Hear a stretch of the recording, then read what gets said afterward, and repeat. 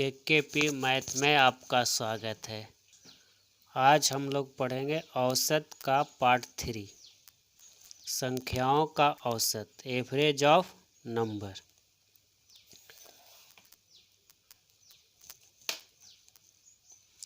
संख्या को इंग्लिश में नंबर कहते हैं।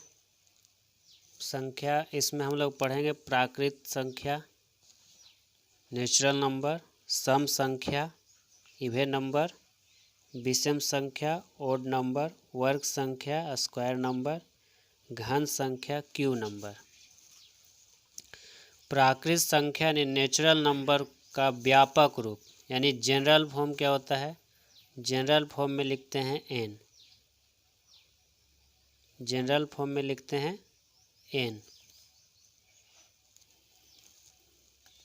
अगर सम संख्या का व्यापक रूप यानी इवन नंबर का व्यापक रूप क्या होता है? तो इवन नंबर का व्यापक रूप होता है 2n।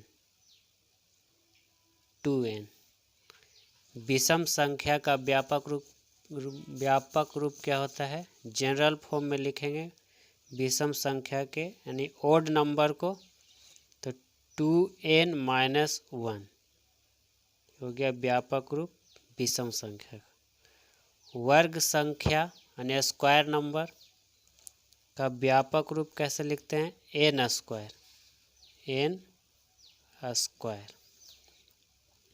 विषम संख्या यानी घन संख्या यानी क्यूब नंबर का व्यापक रूप क्या होता है? n cube. तो आज हम लोग प्राकृत संख्या, नेचुरल नंबर, सम संख्या, इवन नंबर, विषम संख्या यानी ओड नंबर, वर्ग संख्या, स्क्वायर नंबर और घन संख्या यानी क्यूब नंबर, इसका व्यापक रूप देखें। और इसमें हम लोग को 10 पॉइंट पढ़ना है। ये 10 पॉइंट से मतलब संख्याओं का औसत यानी संख्या पर जितना भी प्रश्न रहेगा उससे हम औसत बना सकते हैं। ठीक है। तो नेचुरल नंबर यानी प्राकृत संख्या किसको कहते हैं? यानी गिनती की संख्या को। तो गिनती की संख्या कहाँ शुरू होता है? 1 से। 1 2 3 4 5 6 डॉट कहाँ तक? अनंत तक। इसे कहते हैं प्राकृत संख्या। सम संख्या यानी इवन नंबर। इवन नंबर मतलब 2 4 6 8 डॉट। विषम संख्या ओड नंबर 1 3 5 7 9 11 इस तरह से डॉट। आपका वर्ग संख्या मतलब 1 का स्क्वायर, 2 का स्क्वायर, 3 का स्क्वायर, 4 का स्क्वायर, 5 का स्क्वायर, इस तरह के संख्या को क्या कहते हैं? स्क्वायर नंबर यानी वर्ग संख्या। घन संख्या क्यूब नंबर 1 पर पावर क्यूब, 2 पर पावर क्यूब, 3 पर पावर क्यूब, 4 पर पावर क्यूब, 5 पर पावर क्यूब, इस तरह के संख्या को घन संख्या यानी क्यूब नंबर कहते हैं। आइए आज 10 पॉइंट में से हम 1-2 पॉइंट आज देखते हैं। ठीक है। प्रथम n प्राकृत संख्या का औसत। अगर प्रथम n प्राकृत संख्या का औसत निकालना हो तो क्या करेंगे? n+1 बाई 2 कर देंगे, यानी संख्या में 1 जोड़कर 2 से भागा दे देंगे तो प्राकृत संख्या का औसत निकल जाएगा। जैसे आप मान लीजिए प्राकृत संख्या 1 2 3 4 5 6 इस तरह से कहाँ तक? n तक। तो इनमें से कोई भी संख्या रहेगा तो संख्या में 1 जोड़ के 2 से भाग दे देंगे, आपका प्राकृत संख्या का औसत निकल जाएगा। एक क्वेश्चन है, प्रथम 25 प्राकृत संख्या का औसत क्या होगा? तो 25 प्राकृत संख्या का औसत निकालना है तो क्या करेंगे, 25 में एक जोड़ देंगे अब बटा 2 कर देंगे, भागा 2 कर देंगे। तो 25 में एक जोड़ दिए 26, अब भागा 2, यानी कितना हो गया 13। तो प्रथम 25 प्राकृत संख्या का औसत क्या हो गया 13। प्रथम 50 प्राकृत संख्या का औसत निकालना है तो क्या करेंगे, 50 में +1 करेंगे और भागा 2 करेंगे। तो आपका क्या निकल जाएगा, प्रथम 50 प्राकृत संख्या का औसत। तो 50 से कितना 51 भागा 2, यानी क्या हो गया 25.5। 25.5 ये आपका प्रथम 50 प्राकृत संख्या का औसत हो गया। कहते क्वेश्चन में प्रथम 99 प्राकृत संख्या का औसत निकालना है। तो 99 और +1 और बटा में 2 करेंगे। तो 99 एक जोड़ेंगे क्या होता है 100 हो जाएगा, 100 में 2 से भागा देंगे यानी 50। क्या हो गया 50।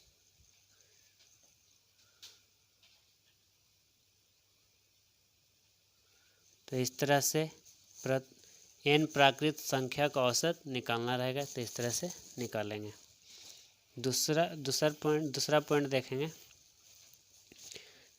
यदि किसी संख्याओं के श्रेणी के 2 लगातार पदों का अंतर हमेशा समान रहे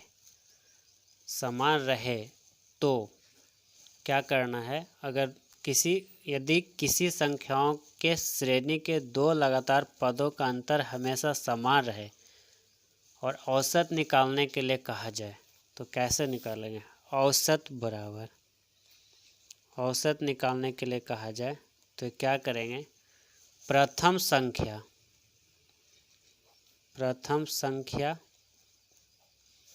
और प्लस में अंतिम संख्या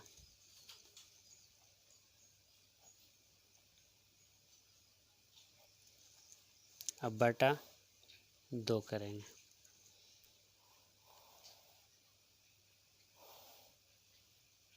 औसत निकल जाएगा। ठीक, जैसे एग्जाम्पल पहले देखें। एग्जाम्पल मान 4, 8, 12, 16, 20, 24, 28, 32 का औसत ज्ञात करें। तो 4, 8, 12, 16, 20, 24, 28, 32 सब में कितना का गैप है 4 का। यहाँ भी 4 का गैप, यहाँ भी 4 का गैप, यहाँ भी 4 का गैप, इस तरह सभी जगह 4 का गैप है। यानी कि कहा यदि किसी संख्याओं के श्रेणी के 2 लगातार पदों का अंतर हमेशा क्या हो समान हो तो क्या करेंगे, औसत निकालना रहेगा। तो प्रथम संख्या प्लस अंतिम संख्या बटा 2 कर देंगे। तो औसत क्या होगा निकल जाएगा। औसत बराबर प्रथम संख्या कितना है 4, अंतिम संख्या कितना 32, अब भागा क्या करेंगे 2। तो करेंगे 32 और 4 36, अब भागा 2 यानी कितना हो गया 18। तो औसत कितना हो गया 18 हो गया, यानी 4, 8, 12, 16, 20, 24, 28, 32 का औसत कितना हो गया 18 हो गया। ठीक, इस तरह से आपको निकालना है। अगर इसमें नोट करके एक बात लिखना है,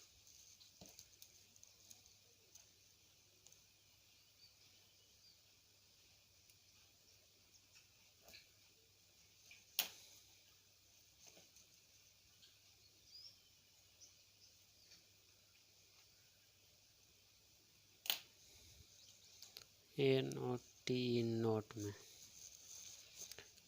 प्राकृत संख्या यानी कि नेचुरल नंबर और पूर्ण संख्या का अंतर हमेशा एक होता है। एक होता है। क्या होता है? एक होता है। प्राकृत संख्या और पूर्ण संख्या का अंतर हमेशा क्या होता है? एक होता है। हमेशा एक होता है। हमेशा एक होता है। प्राकृत संख्या और पूर्ण संख्या का अंतर हमेशा एक होता है। ये ध्यान रखना है। इसमें हम एक क्वेश्चन और बनाते हैं। चलिए एक प्रश्न और बना लेते हैं। मान लिया आपको एग्जाम कहते 14, 28, 42, 70, 84,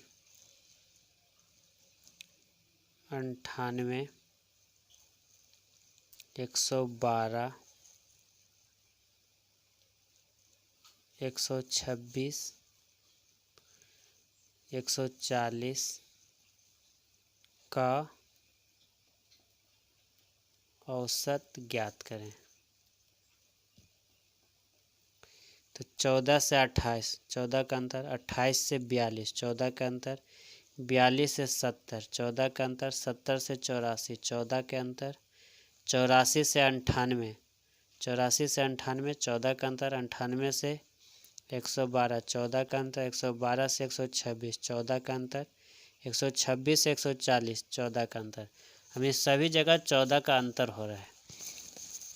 अब पढ़े, यदि किसी संख्याओं के श्रेणी के दो लगातार पदों का अंतर हमेशा समान रहे तो क्या करना है? औसत निकालना है। तो औसत निकालना है तो क्या करेंगे? पहला पद, यानी पहला पद क्या है? 14। अंतिम पद कितना है यहाँ? 140। अब भागा 2 कर देंगे तो 14 140 जोड़ेंगे कितना हो जाएगा?